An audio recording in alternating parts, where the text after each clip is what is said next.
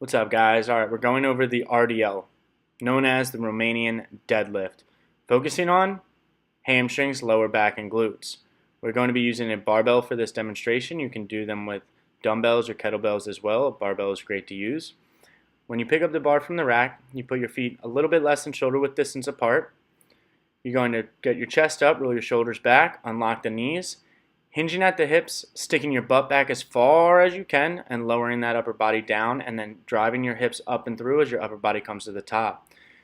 As you're going down, you're making sure your back is straight, your chest is still up even as you lower, and your shoulders are retracted so that there's no overextension of the shoulders. Now the goal is to stick your butt as far back as you possibly can, lowering that upper body, feeling that hamstring stretch, and returning to the top. There's going to be a side note. The depth at which a single individual can get to, as Sheena gets right here, a couple inches below her knee, maybe midway down her shin, is dependent on the individual, and you should not just mirror this demo video or anyone else's. Alright guys, I wanted to cut into the demo video and just give you an explanation on the side note that I just stated. The RDL is a very sensitive exercise, especially for someone that has lower back issues or flexibility issues. It's a very easy exercise to do incorrectly or attempt to do correctly and still not achieve proper form. All right, and that explanation was to not just mirror this demo video or any other demo videos. Not because I'm not telling you how to do it correctly, but there's a lot more details that go into it than you just watching this video and saying, all right, that's how I'm going to do it. Your flexibility, your experience, who's taught you before, if you're just going off of this video, as well as previous injuries, and your height. All right, so the details like your height, your proportions to your body. All right, so I talked about the depth at which you're getting into the RDL and how deep you lower the bar. Sheena has very good flexibility. She's experienced. She's had good coaches. She has great range of motion. She's very short, so her depth is going to be a lot easier to achieve than someone like me when I'm 6'2". To the point that I'm 6'2" and my best friend's 5'10", and the depth that he can get into the RDL is much deeper than I personally can. And it's only a 3 or 4 inches that I'm taller than him, but his depth is much greater.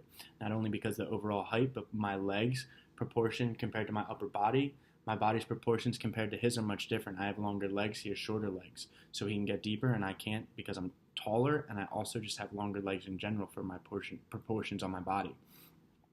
Not only this, but if you have a lower back, if you have a weak lower back, if you have tight hamstrings, this depth is going to change, okay? So what I recommend is going slow. Do not go all the way down just to go all the way down. That doesn't matter. Go to the point where you feel the greatest hamstring stretch when you stick your butt out, forcing your upper body to go down. When the second you feel the greatest hamstring stretch, return to the top, squeeze the glutes, and get set up for the next rep. The other thing that you can do, and I'll put the picture right up next to me, is feel your hip flexors and the bones right at your hips. What you can do is do a body weight RDL. All right, so you do a body weight RDL and you'll put your 2 fingers right on your hip bone. And when you start to pivot down, sticking your butt out and pivoting your upper body down, I want you to feel where your hip bone is turning. The second that it stops rotating with you and you start rotating further than you feel it's rotating, then you know that you have gone too deep. So the second that you start rotating and it stops, that's your depth.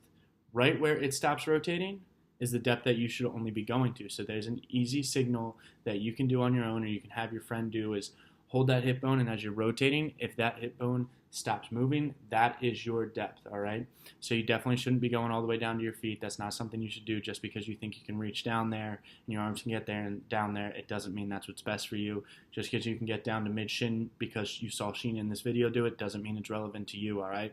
So these minor details not only are for safety, but it's to enhance your results, all right? Because that time under tension with the actual muscle activation that we're trying to focus on is very serious. And if you go too deep, you might lose that activation, you might overextend it, and we don't want that because we just want that time under tension. We want that proper activation. So I'm trying to help you out with those details.